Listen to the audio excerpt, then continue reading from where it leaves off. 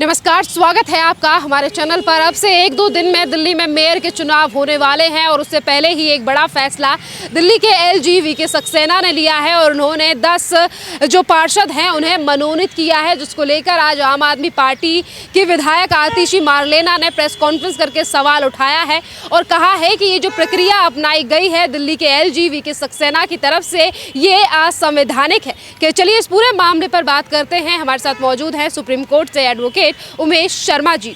Sir, पहले किस तरीके से देख रहे हैं ये जो मेयर चुनाव से पहले आज दिल्ली के एलजी वीके सक्सेना ने 10 पार्षदों को मनोनीत किया है और वहीं आम आदमी पार्टी का कहना है कि ये असंवैधानिक प्रक्रिया है और वही सवाल ये भी उठ रहा है क्या पावर है एलजी की ये सब करने की, क्योंकि हर बार आम आदमी पार्टी की तरफ से कहा जाता है कि एलजी कौन होते हैं ये करने वाले। देखिए, पावर तो है ही, तभी ये बोला जा रहा है पावर है। और जो एक्ट है दिल्ली स्टेट को क्रिएशन का जो एक्ट बनाया गया है उस एक्ट में पावर है, तभी एलजी ने किया है।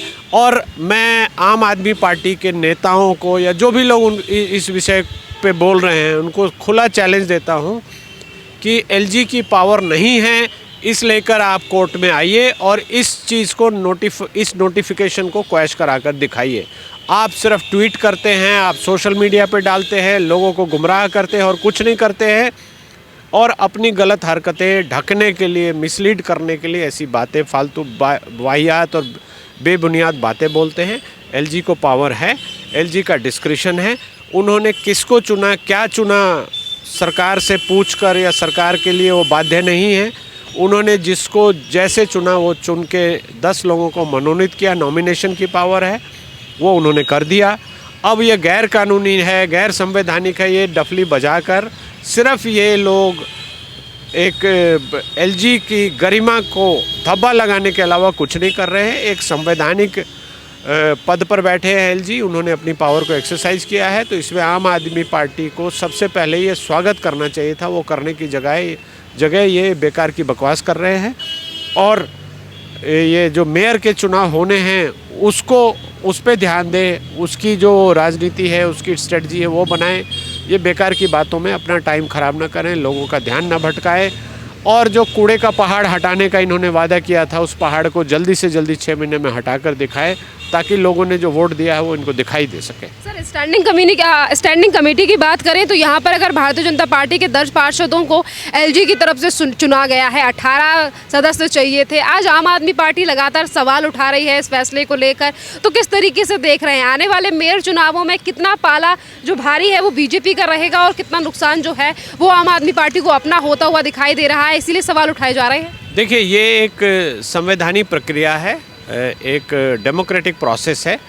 वहाँ पर पार्टियाँ विप करेंगी या जो भी कॉरपोरेटर्स हैं, काउंसलर्स हैं, वो कैसे वोट देंगे और कैसे कौन चुना जाएगा, इसको लेकर पहले से हम एक अनुमान लगा सकते हैं, लेकिन उसके बारे में श्योर शॉट कुछ भी बोलना मुश्किल है।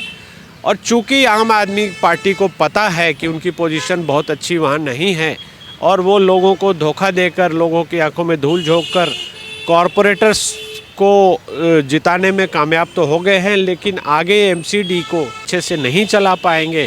कूड़े का ढेर जो इन्होंने कहा था कि ये हटा देंगे, वो नहीं हटा पाएंगे, तो उसको डाइवर्ट करने के लिए ऐसी कोरी बकवास की बातें कर रहे हैं।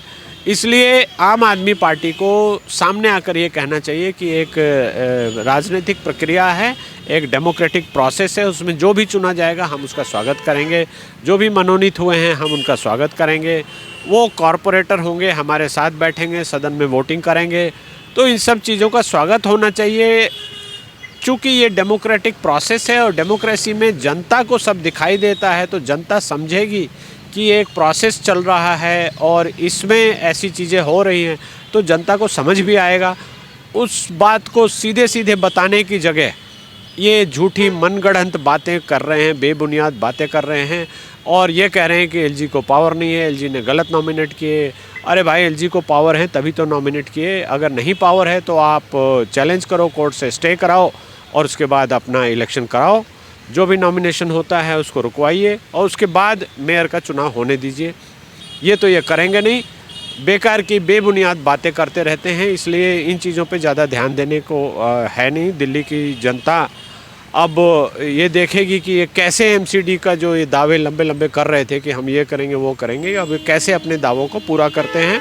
और जनता को बाध्य करना चाहिए हर कॉरपोरेटर से कि आपने ये बोला था, आपकी पार्टी ने ये बोला था, आप आकर ये काम कीजिए, ये कूड़े के ढेर हटाइए, सफाई हटाइए, बिजली पानी की समस्या सुलझाइए, और नहीं सुलझाते हैं तो हम आपके विरोध में प्रदर्शन करेंगे। सर, आम आदमी पार्टी को लेकर अगर हम एक तरफ मेयर के चुनाव हैं, वहीं दूसरी तरफ आज जो फैसला लिया गया है, जो बड़ा कदम उठाया गया है दिल्ली के एलजीवी की सक्सेना की तरफ से, इसको लेकर एक तरफ सवाल उठाए जा रहे हैं, कहा जा रहा है असंवैधानिक है। कभी कहा जाता है कि एलजी को पावर नहीं है, एलजी ने किस अधिकार से किया है। तो ये सिर्फ प्रेस कॉन्फ्रेंस में बातें क्यों की जाती हैं? इस पूरे मसले को लेकर आम आदमी पार्टी या जो भी लोग कहते हैं वो कोर्ट क्यों नहीं जाते? देखिए, किसी भी चीज़ को मैं जैसे किसी को असंवैधानिक या गैर कानूनी बोलूं तो मेरा कोई अधिकार नहीं है। ये अधिकार है न्यायालय का। आप कोर्ट में जाइए, उसको चैलेंज कीजिए, और कोर्ट अगर उसको पाएगी कि ये गैर कानूनी है तो गैर कानूनी वो डिक्लेयर हो जाएगा।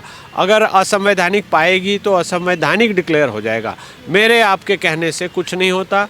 वो ये जानते हैं, अच्छी तरह से जानते हैं, फिर भी ये प्रेस कॉन्फ्रेंस करते हैं, सोशल मीडिया में जाते हैं, ट्वीट करते हैं, पता नहीं क्या क्या मिसलीडिंग बातें करते हैं।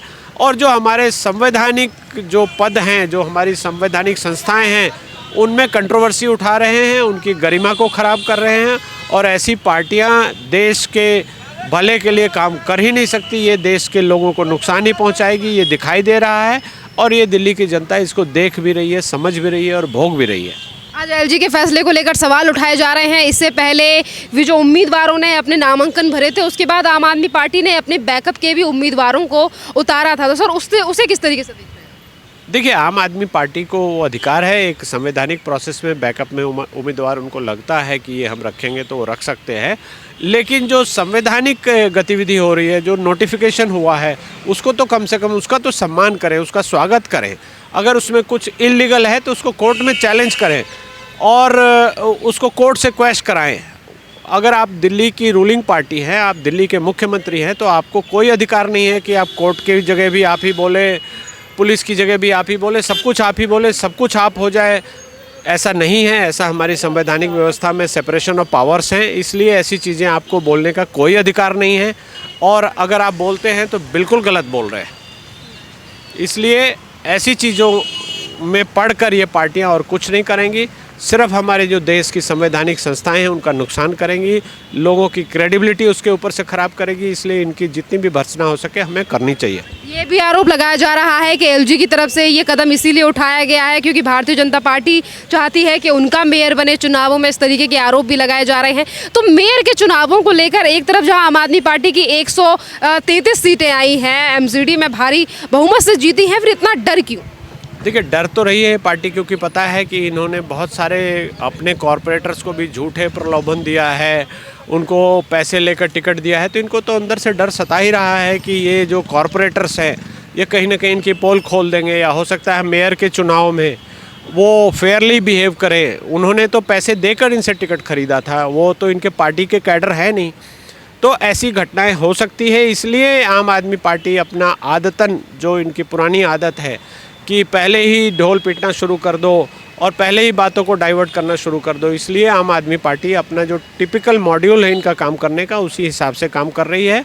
और ऐसी पार्टियों का रंग बहुत तेज़ी से उतर जाता है, लोगों के सामने सारी पोल पट्टी खुल जाती है।